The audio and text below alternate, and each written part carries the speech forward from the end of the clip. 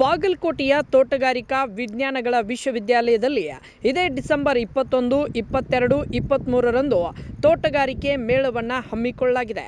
ಈ ತೋಟಗಾರಿಕೆ ಮೇಳದಲ್ಲಿ ವಿವಿಧ ತಳಿಯ ಪಶು, ಕುರಿ, ಆಡು, ಶ್ವಾನ ಮತ್ತು ಮತ್ಸ್ಯ ಲೋಕ ಪ್ರದರ್ಶನ ನಡೆಯಲಿದೆ. ಅದರ ಜೊತೆಗೆ ತೋಟಗಾರಿಕೆಯಲ್ಲಿ ಆಧುನಿಕ ತಂತ್ರಜ್ಞಾನ ಬಳಕೆ, ಡ್ರೋನ್ ಬಳಕೆ, ಸ್ವಯಂ ವಿದ್ಯುತ್ ಚಾಲಿತ ಕೃಷಿ ಯಂತ್ರೋಪಕರಣಗಳು, ವಿವಿಧ ತಳಿಯ ತೋಟಗಾರಿಕಾ ಬೆಳೆಗಳ ಪ್ರದರ್ಶನ ನಡೆಯಲಿದೆ. ಇನ್ನು ಶ್ರೇಷ್ಠ ತೋಟಗಾರಿಕಾ ರೈತ ಮಹಿಳೆ ಪ್ರಶಸ್ತಿ ಪ್ರದಾನ ಮಾಡಲಾಗುವುದು. ಆದ್ದರಿಂದ ಎಲ್ಲ ರೈತರು ಹಾಗೂ ಸಾರ್ವಜನಿಕರು ಈ ತೋಟಗಾರಿಕಾ ಮೇಳದಲ್ಲಿ ಭಾಗವಹಿಸಿ ಮೇಳವನ್ನು ಯಶಸ್ವಿಗೊಳಿಸಬೇಕೆಂದು ಬಾಗಲಕೋಟೆ ಜಿಲ್ಲಾಧಿಕಾರಿ ಸಂಗಪ್ಪ ಅವರು ಕರೆ ನೀಡಿದರು. ನಾನು ಮುಖ್ಯವಾಗಿ ನಮ್ಮ ಬಾಗಲಕೋಟೆ ಜಿಲ್ಲೆಯ ರೈತರು ಹಾಗೂ ಉಳಿದಂತ ಎಲ್ಲ ಜಿಲ್ಲೆಯ ರೈತರಿಗೆ ಮತ್ತು ಸಾರ್ವಜನಿಕರು ಮನವಿ ಮಾಡ್ತಾ ಇದ್ದೀನಿ. ಈ ಒಂದು ಮೇಳದಲ್ಲಿ ತಾವೆಲ್ಲರೂ ಸಕ್ರಿಯವಾಗಿ ಭಾಗವಹಿಸಬೇಕು.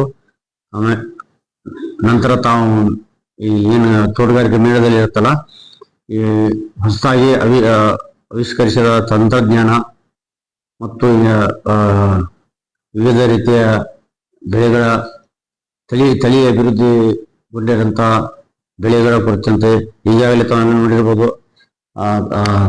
ಆಧುನಿಕ ತಂತ್ರಜ್ಞಾನ IoT ಸಾಧನಗಳ ಅಳವಡಿಕೆ, GPS, ಡ್ರೋನ್ ಮುಖಾಂತರ ಸಿಂಪಡಣೆ ಮಾಡೋದು ಹಾಗೂ ಮಣ್ಣಿನ ಫಲವತ್ತತೆ ಯಾವ ರೀತಿ ನಾವು ನೈಸರ್ಗಿಕ ಹೆಚ್ಚಿಸಬಹುದು ಮತ್ತು ಪ್ರೊಡಕ್ಟಿವಿಟಿ ನಾವು ಒಂದು ಎಕರೆಗೆ ಎಷ್ಟು ಇಲ್ಲಿ ಬರ್ತಲ್ಲ ಅದನ್ನ ಯಾವ ರೀತಿ ಜಾಸ್ತಿ ಮಾಡಬೇಕಂತ ಆಧುನಿಕ ಬೇಸಾಯ ಪದ್ಧತಿಗಳನ್ನು ಎಲ್ಲಾನು ಕೂಡ ನಿಮಗೆಲ್ಲರಿಗೂ ಪರಿಚಯ ಆಗುತ್ತೆ.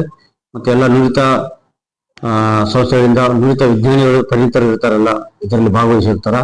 ತಾವು ತಮ್ಮ ಅನಿಸಿಕೆ, ತಮ್ಮ ಅನುಭವಗಳನ್ನು ಒಂದು ಹಂಚಿಕೊಳ್ಳಿಕ್ಕೆ ಮತ್ತು ತಾವು ತಂತ್ರಜ್ಞಾನ ಅರಿತುಕೊಳ್ಳಲು ಒಂದು ವೇದಿಕೆ ಆಗಿರ್ತದೆ. ಇದರಿಂದ ನಾ ಎಲ್ಲ ರೈತ ಬಾಂಧವರಲ್ಲಿ ಮತ್ತು ಸಾರ್ವಜನಿಕರಲ್ಲಿ ತಾವೆಲ್ಲರೂ ಇದರಲ್ಲಿ ಪಾಲ್ಗೊಳ್ಳು ಯಶಸ್ವಿಯಾಗಿ ನಡೆಸಿಕೊಡ್ಬೇಕಂತ ತಮ್ಮಲ್ಲಿ ಮನವಿ